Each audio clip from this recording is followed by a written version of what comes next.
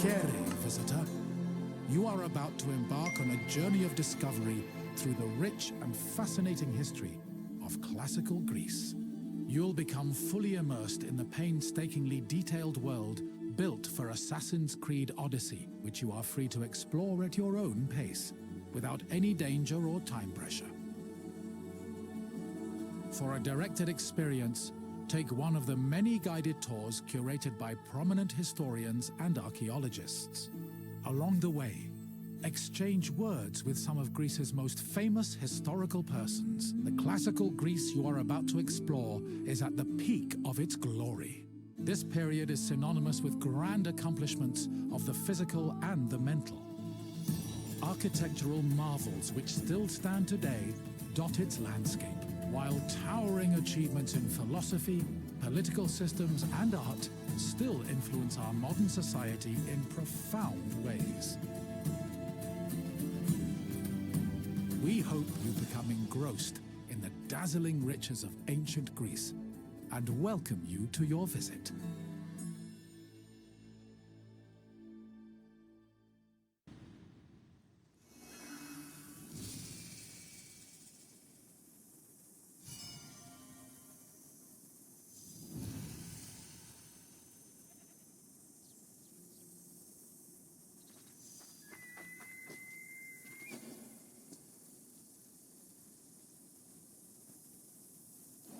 Welcome to Knossos, traveler, where the Minotaur once prowled. My name is Herodotus, and I am a traveler from Knossos. I retrace the cause of various events, such as wars and great calamities. I describe what I see and record what I'm told, all with the aim of providing a better understanding of why these things occur. Look for me to introduce you to many sites. Some say, if you listen closely, you can still hear echoes of the Minotaur's ferocious bellowing. Of course, it may only be a trick of the wind. Perhaps.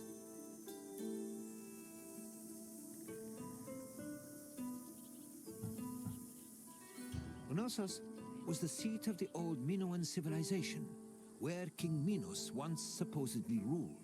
These ruins have been the backdrop for many important events in both history and mythology. Look for me when your visit is over, and we'll discuss what you've seen.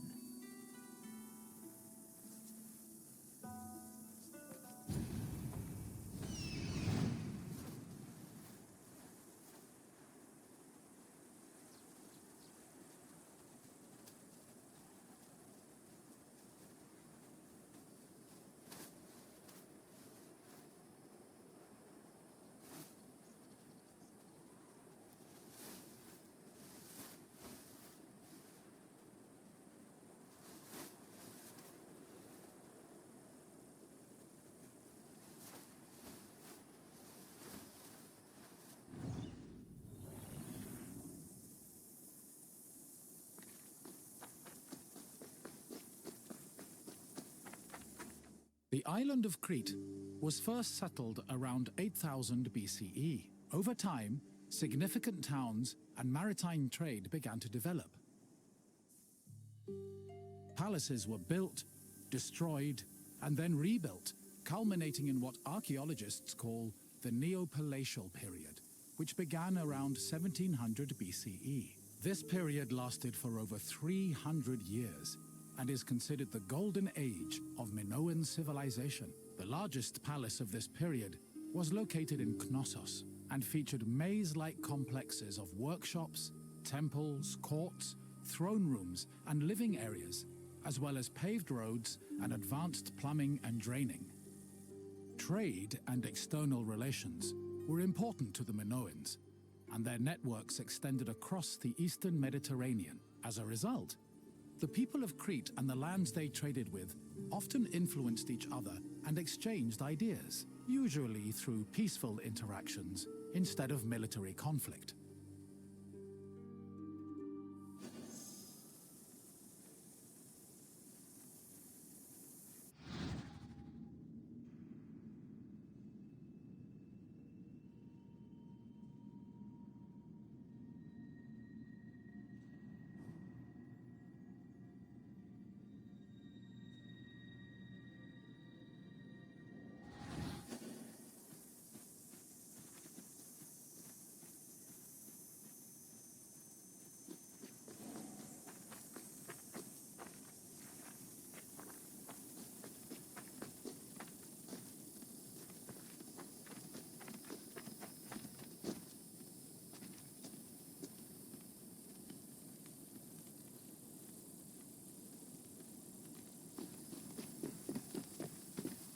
The settlement of Knossos was established as early as the 7th millennium BCE. Today, one of the site's most notable landmarks is the palace ruins, located on the Kafala Hill.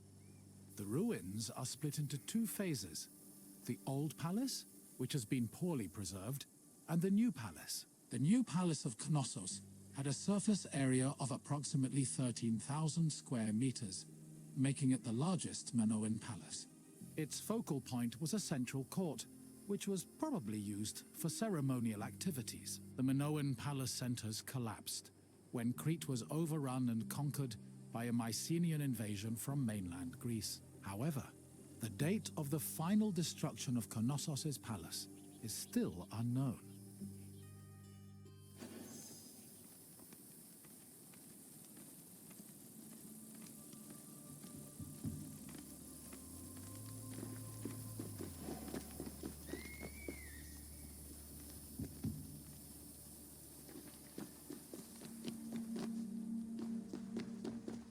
During the new palace phase, the ground floor was dedicated to economic activities and contained large storage rooms. The residential quarters, which notably had toilets, were located southeast of the central court, at the foot of the grand staircase. The palace was lavishly decorated with wall paintings depicting things like bull-related sports and richly dressed women.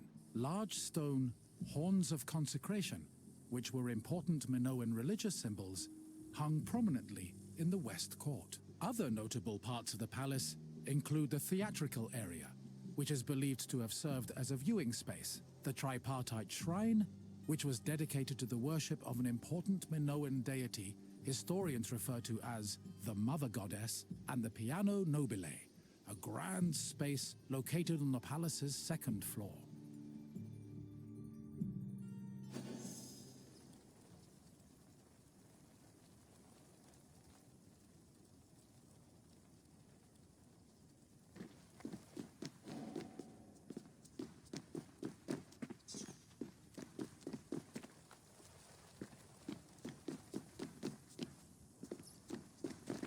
During his trips to Krete, archaeologist Arthur John Evans discovered several ancient tablets. They eventually led him to define the forms of Minoan writing known as Linear A and Linear B. The Minoans used these forms of writing for recording many things, including business transactions. For example, one clay tablet discovered at the Palace of Knossos was inscribed in Linear B script. The tablet detailed a transfer of coriander, often used in the perfume industry, between a man named Kyprios and another person named Twinon.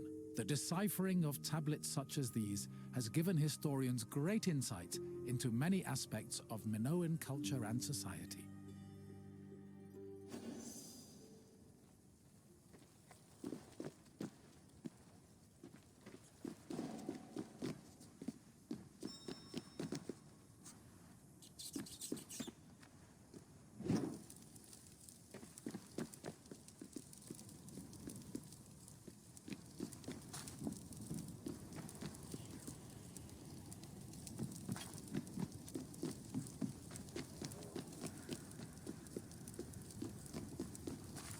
According to myth, the half-man, half-bull Minotaur was born after Queen Pasiphae slept with a bull sent by the gods as punishment upon her. This embarrassed King Minos, but he could not bring himself to kill the Minotaur. Instead, he hid the monster in a labyrinth constructed by Daedalus.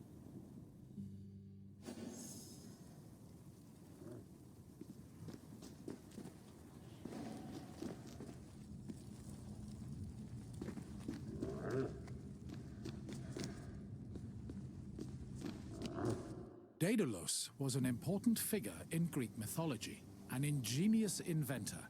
He once became so jealous of his similarly clever nephew that he threw him from the top of the Athenian Acropolis. As a consequence, Daedalus was banished from Athens, though this did not prevent him from being able to get work. In Crete, he was hired by Queen Pasiphae to construct an artificial cowsuit that would allow her to seduce a bull she was particularly taken with due to a curse from the gods. Daedalus complied, and his invention helped facilitate the birth of the Minotaur. Afterwards, Minos conscripted Daedalus to build the labyrinth, presumably as penance for his role in creating the Minotaur.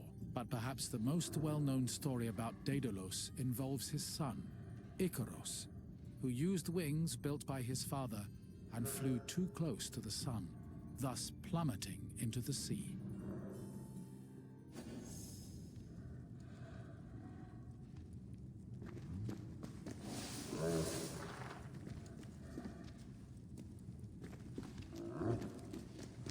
Sometime after the birth of the Minotaur, King Minos' son Androgeos was killed in Athens by the same bull that impregnated his mother. An infuriated Minos demanded that Athens send 7 of their noblest men and 7 of their most virtuous women to Knossos every year.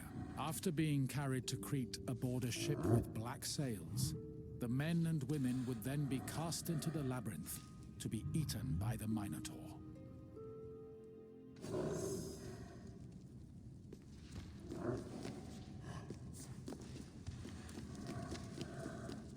One of the Athenian youths chosen to be imprisoned in the labyrinth, Theseus, had enough of the morbid ritual. Before leaving Athens, he proclaimed he would kill the Minotaur, then return to his city on a ship flying white sails. Before entering the labyrinth, Theseus met King Minos' daughter, Ariadne, who fell madly in love with him. Ariadne provided Theseus with a thread he could unravel to help him find his way back out of the maze. Armed with this thread, Theseus entered the labyrinth, killed the Minotaur, escaped the maze, and set sail for Athens with Ariadne by his side.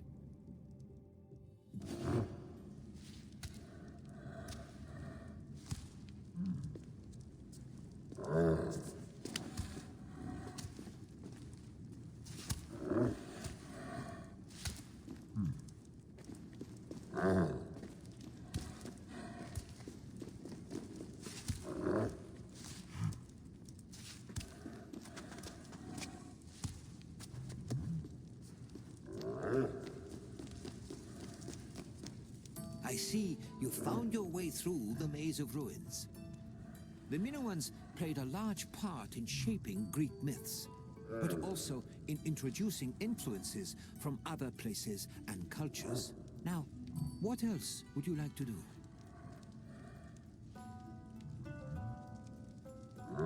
You want to test yourself? Very well. Let's begin with a simple question. On which island was Knossos located?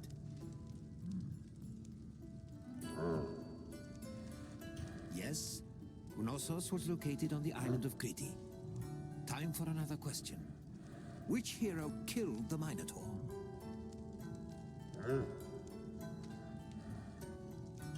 Wrong mythical beast. Perseus killed Medusa. Correct. Theseus slew the Minotaur, then escaped the labyrinth thanks to some thread from Ariadne. Now for the last question. What did Daedalus build for Queen Pasiphae?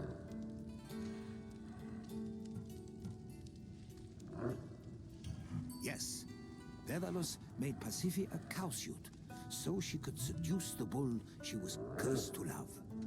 Congratulations, traveler. You are a true student of history.